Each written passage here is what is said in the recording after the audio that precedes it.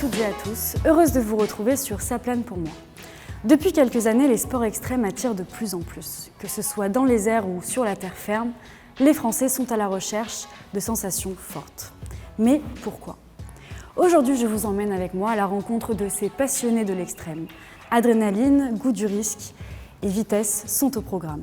Tout d'abord, dans le portrait de la semaine, nous découvrirons Gilles, voltigeur professionnel. Puis, vitesse et virage, nous embarquerons avec le pilote automobile Florian Abad. Ensuite, Enzo nous rejoindra sur le plateau de Ça plane pour moi afin de nous expliquer les effets vivifiants de ces sports sur notre corps. Et enfin, nous terminerons par un entretien exclusif avec Grégory Chatelain, double champion du monde de parachutisme. Immersion dans la vie d'un instructeur de voltige aérienne qui, depuis tout petit, rêvait déjà de nuages et d'hélices. Comment faire de sa passion un métier ? Nous sommes partis à Persan-Beaumont à la rencontre de Gilles, instructeur bénévole. Un portrait signé Clara Poyer. Il est là-haut, 900 mètres au-dessus de ma tête, et dès qu'il fait beau, tous les jours de l'année, il s'amuse à faire des loopings, des trèfles et des vrilles. Ce pilote, c'est Gilles. Et pourquoi le cacher, c'est mon père. Je me demande bien ce qu'il cherche là-haut, et ce qu'il peut voir de son spot privilégié. Alors quand on fait de la voltige, le plaisir est double. C'est-à-dire qu'on vole, on fait des figures très précises, très strictes. Donc ça demande beaucoup de perfectionnisme. Comme on évolue dans toutes les dimensions, on a une sensation de liberté qu'on peut avoir nulle part ailleurs. Nous autres, les pilotes, ceux qui ont la chance de pouvoir voler, on a quelque chose en plus que les terriens. C'est-à-dire qu'on voit la Terre vue du ciel, bien évidemment, et puis on oublie nos soucis. À sa place, j'aurais peur. Je n'ai pas envie de prendre tous ces risques. J'imagine bien que la soif d'adrénaline dépasse le vertige. Mais je préfère rester les pieds sur terre. Même si souvent, j'envie ces élèves d'oser y aller, eux sans doute comprennent ces sensations vertigineuses qui m'échappent. J'ai remarqué que les femmes étaient plus résistantes que les hommes. Et bien souvent, quand on voit des gros malabars arriver, on se dit « Ouh, ça se trouve, ceux-ci ne vont pas résister ». Alors le but du jeu n'étant pas bien évidemment de rendre malade quelqu'un, hein, on fait de la voltige de loisir pour faire découvrir l'activité, mais bien souvent, on s'aperçoit que les femmes sont très endurantes vis-à-vis des hommes, et surtout les gros baraqués. Il vaut mieux avoir une petite femme frêle qu'un gros baraquet, genre Chabal. Chabal sera très certainement malade en voltige aérienne. Je ne sais pas si les femmes sont plus résistantes que les hommes au vol acrobatique. C'est peut-être juste une question de tempérament. J'ai des doutes, mais j'ai très envie d'aller voir là-haut ce qui peut bien le faire remonter chaque jour dans son avion.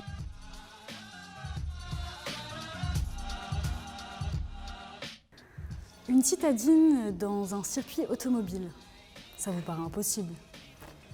Eh bien pourtant, ça existe. Arrivé 3e à la Coupe de France de Peugeot 206, Florian Abad nous explique pourquoi ce choix de voiture assez étonnant et comment il a réussi à obtenir cette place. Un reportage de Amy Mauduit.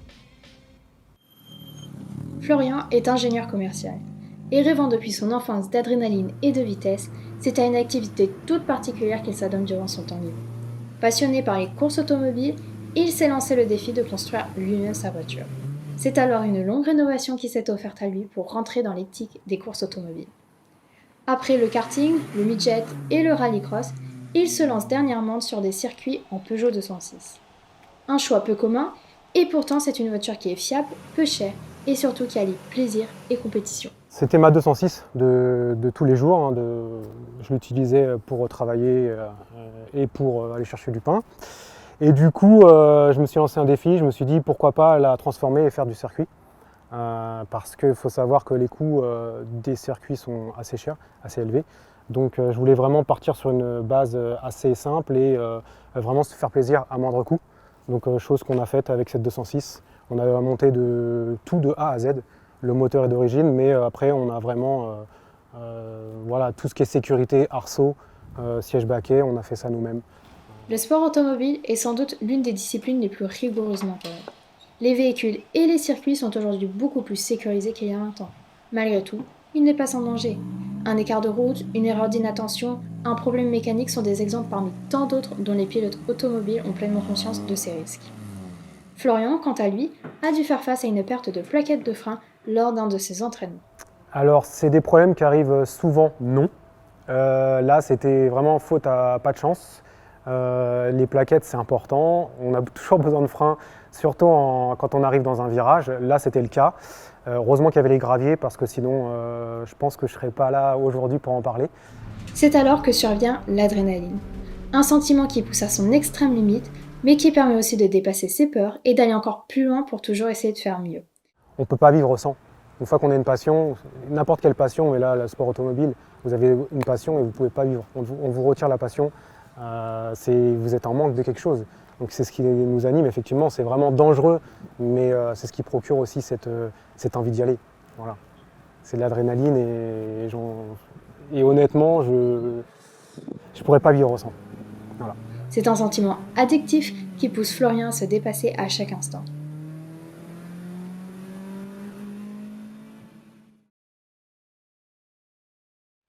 Alors bonjour Enzo, merci d'être parmi nous. Bonjour Lucie.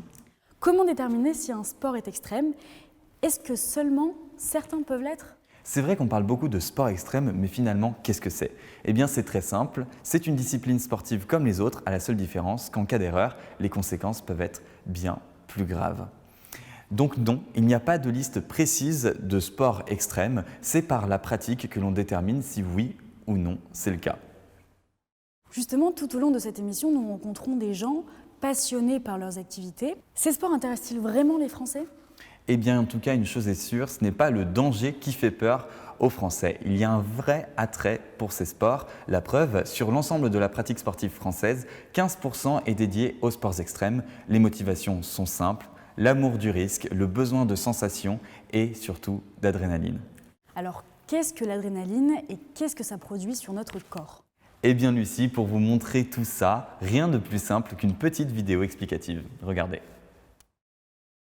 L'adrénaline, qu'est-ce que c'est? Tout se passe dans notre organisme. Il produit au niveau de 2 petites glandes au-dessus des reins une substance, une hormone, l'adrénaline, qui se répand dans le sang. C'est un signal. Aussitôt, les bronches se dilatent pour améliorer la respiration. C'est important en cas d'effort. Le cœur accélère pour que le sang circule plus rapidement dans l'organisme. Ce n'est pas tout, puisque certains muscles comme ceux des jambes, des bras et du cerveau sont mieux irrigués aux dépens du système digestif. De plus, quand on a peur, on transpire davantage pour refroidir l'organisme en prévision d'un effort violent. En effet, c'est beaucoup plus clair. Merci beaucoup Enzo pour ces informations. Mais attendez Lucie, ce n'est pas tout. Ah bon? Eh oui, car la théorie c'est bien, mais la pratique c'est mieux.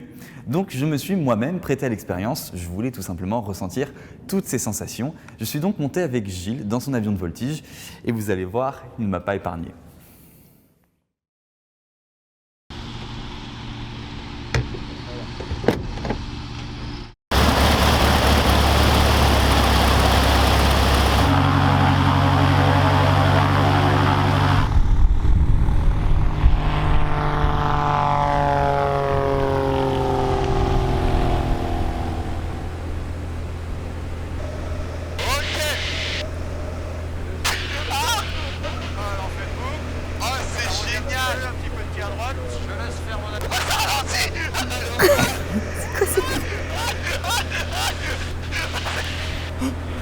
Oh non! Ah bordel de merde! Ah bordel de merde! Ah moi je suis trop bien! Alors comment je me ressens? Je sens léger, c'est beaucoup d'émotions, c'est beaucoup de surprises, c'est beaucoup de joie. C'est fou ce qui se passe. C'est juste fou. Allez pour finir je vais t'offrir un tour de machine à laver.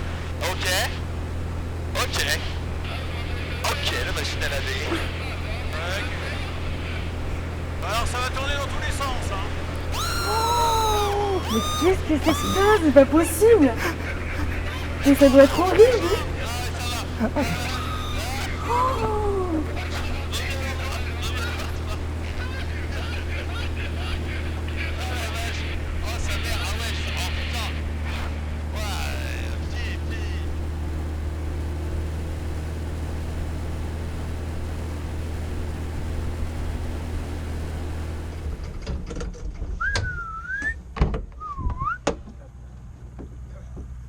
Ça va sinon?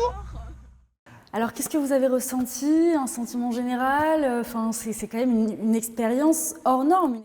En fait, c'est fou, mais on se sent tellement léger parce qu'en fait, on est collé, on est serré dans l'avion et chaque mouvement, on fait corps avec l'avion, avec la machine et c'est vraiment magnifique. C'est beaucoup d'émotions. Tous les cris que vous entendez, c'est des cris de joie. De joie de peur aussi. Mais quand même, c'est vraiment content. Puis c'est des sensations folles. Là, pour le coup, l'adrénaline, vous le sentez en fait. Mais en tout cas, c'est vrai que c'était une expérience formidable. Et l'adrénaline, en fait, c'est à ce moment-là qu'on comprend que c'est pas forcément qu'une molécule. C'est pas que de la réaction scientifique et physique. C'est aussi l'accumulation d'un sentiment de peur, de stress. Et tout ça, c'est ce qui constitue ensuite l'adrénaline. Et l'adrénaline, évidemment, qui va être tout de suite liée à la joie. En tout cas, je suis très heureux et honoré d'avoir fait ça pour Saplane pour moi.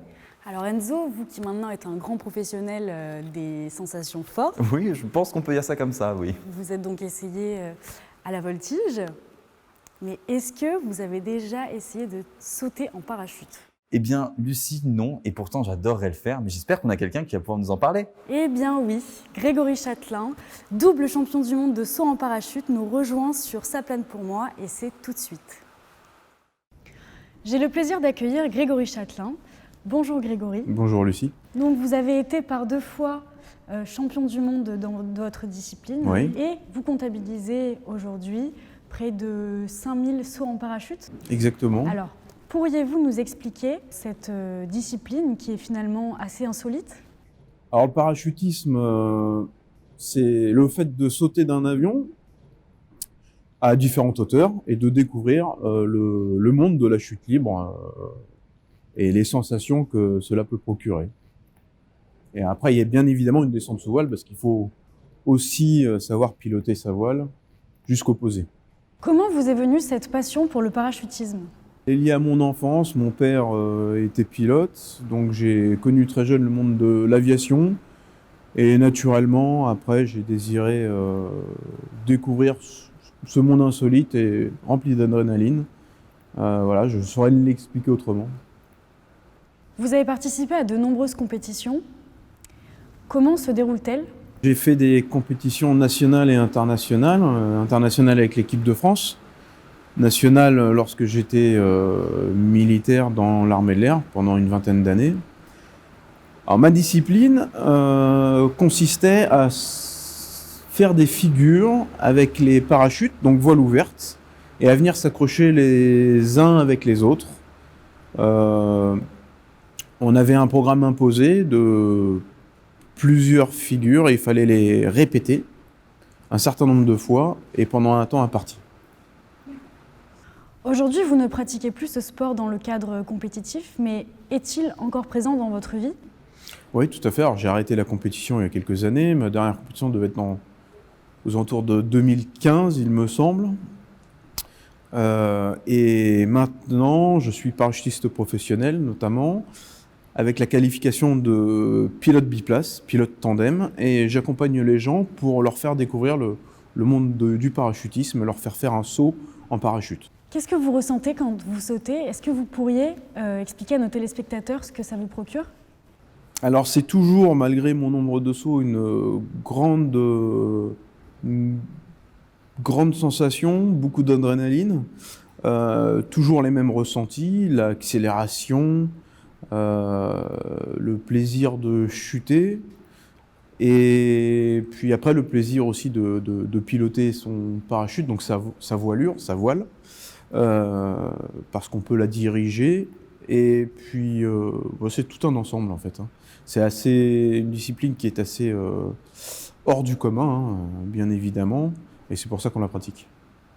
Qu'est-ce que vous souhaiteriez dire, qu'est-ce que vous aimeriez dire à ceux peut-être qui hésitent à s'essayer à ce sport qu'est le parachutisme? Alors, c'est un sport, c'est une discipline que beaucoup de personnes peuvent essayer, sauf évidemment contre-indication médicale, mais une discipline qui est sûre, parce que le matériel est vérifié, contrôlé, est bien encadré, exécuté par des gens qui ont un savoir-faire et de l'expérience.